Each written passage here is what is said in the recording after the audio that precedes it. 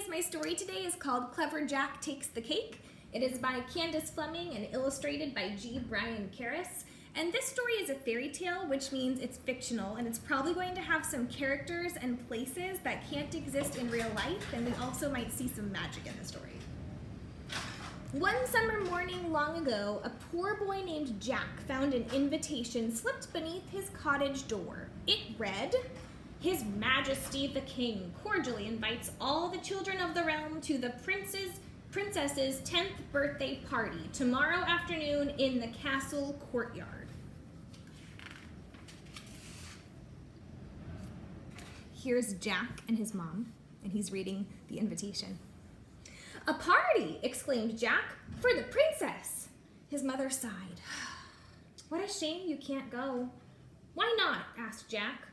"Because we've got nothing fine enough to give her," his mother replied, and no money to buy a gift.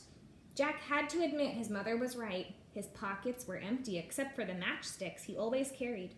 As for their few belongings, a spinning wheel, a threadbare quilt, a pitted axe, what princess wanted those? The boy thought a moment. "Then I will make her something," he declared. "I will make her a cake." "From what?" asked his mother. "From the dust in the cupboard? From the dirt on the floor?" "I have a better idea," said Jack. And that same morning, he traded his axe for 2 bags of sugar and his quilt for a sack of flour. He gave the hen an extra handful of seed in exchange for 2 fresh eggs, and he kissed the cow on the nose for a pail of her sweetest milk. He gathered walnuts, he dipped candles, and in the strawberry patch, he searched and searched and searched until he found the reddest, juiciest, most succulent strawberry in the land.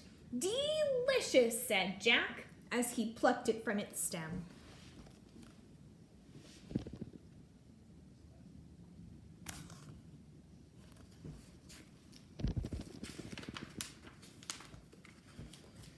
Then he set to work, churning, chopping, blending, baking.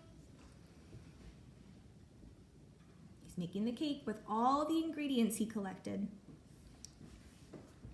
That same night, Jack stood back to admire his creation. 2 layers of golden sweet cake covered in buttery frosting and ringed with 10 tiny candles. Across the cake's top, walnuts spelled out, "Happy Birthday, Princess!" And in the very center, in the place of honor, sat the succulent strawberry. "What a fine, fine gift," said Jack's mother. Jack grinned. Early the next morning, with combed hair and a clean shirt, Jack set off for the castle, holding the cake proudly before him.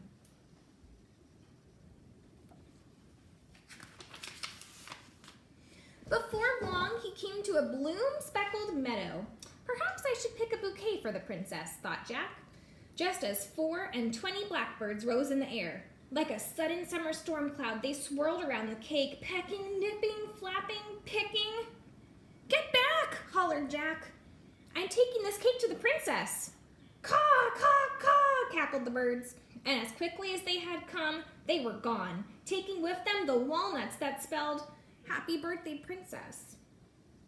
Jack looked at his gift. "At least I still have 2 layers of cake, 10 candles, and the succulent strawberry," he said. Holding the cake proudly before him, Jack continued on to the castle. Before long, he came to a bridge. "Toll!" a voice demanded. Out stepped a wild-haired troll. "No one crosses my bridge without paying." "But I haven't any money," said Jack. The troll licked his lips. "But you do have a cake." "I'm taking this to the princess," said Jack. "And just how will you get it there?" growled the troll. "You and your cake are on this side of the river. The princess is on that side. And my bridge is the only way across." Jack considered the problem. "I'll make you a deal. If you let me cross, I will give you half of the cake." "Agreed," grunted the troll. So Jack slid out 1 layer, and as the troll slobbered and gobbled, he crossed the bridge.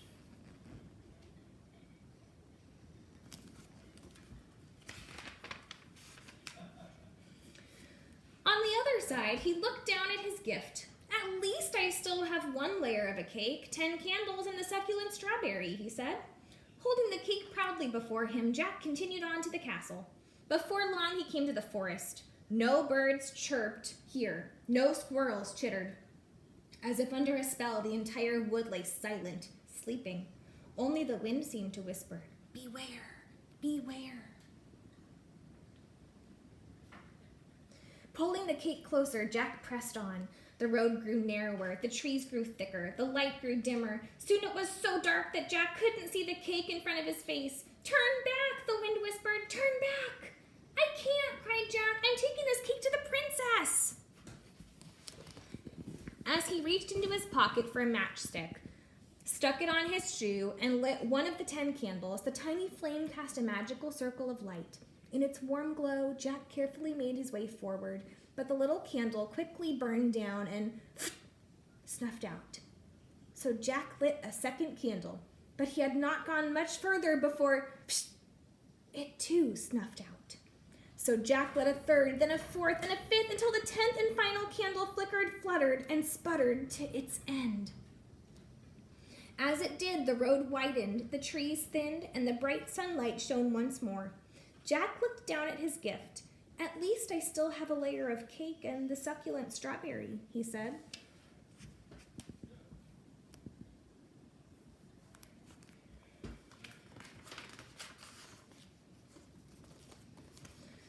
Holding the cake proudly before him, Jack continued on to the castle. Before long, he came to a clearing. "Good morning, young sir," called out an old gypsy woman. "Have you come to see Samson dance?" At the sound of his name, the bear beside her rose up on his hind legs. "I don't have time," replied Jack. "I'm taking this cake to the princess." "Then we shall make it a quick jig," said the gypsy, snatching up her concertina. "Oompa, oompa," wheezed the instrument. "Shuffle, shuffle, kick," danced the bear. Tap, tap, tap went Jack's foot as he set down the cake to dance with his new friends. Gulp! "Hey," cried Jack, "that bear ate the princess's cake!" Uh-oh. "Patooey! But not the strawberry," said the gypsy. "Samson hates fruit." Jack looked down at his gift, and for several seconds he was unable to speak. Finally he said, "At least I still have this, the reddest, juiciest, most succulent strawberry in the land." All that's left of his cake is the strawberry. And holding the strawberry proudly before him, Jack continued to the castle. Across the drawbridge, through the fortress walls, straight into the courtyard. What a sight! There, smack in the center of all the merry festivities, sat the princess on her velvet throne. A long line of guests stretched before her. One by one, they presented her with their gifts, each more fabulous than the last. But even the most magnificent treasures did not seem to interest Her Highness. "More rubies?" she said with a bored yawn. "Ugh, how tiresome."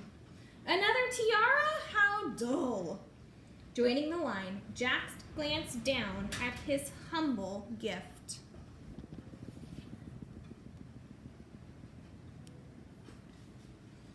"And just what have you brought the princess?" a guard asked from behind him.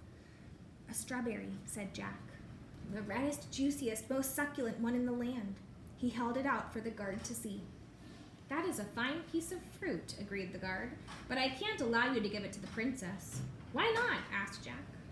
"Because she's allergic to strawberries," said the guard. "One taste and she swells up like a balloon." "No," gasped Jack. "Yes," said the guard. "I'm sorry, but you'll have to give it to me." Reluctantly, Jack handed over the strawberry. Mmm.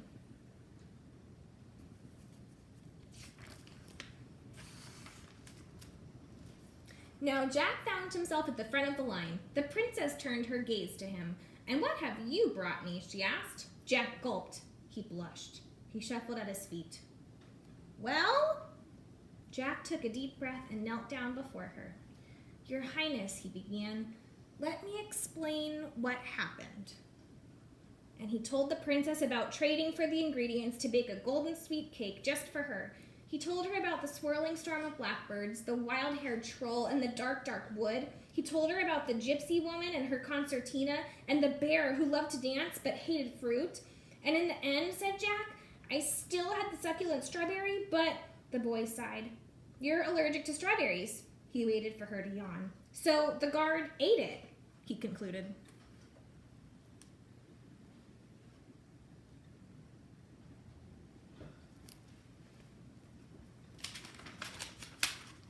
The princess laughed and clapped her hands in delight. A story, she exclaimed, and an adventure story at that. What a fine gift. Then the princess rose from her throne and proclaimed, time for a birthday cake, and my new friend Jack shall have the honor of cutting it.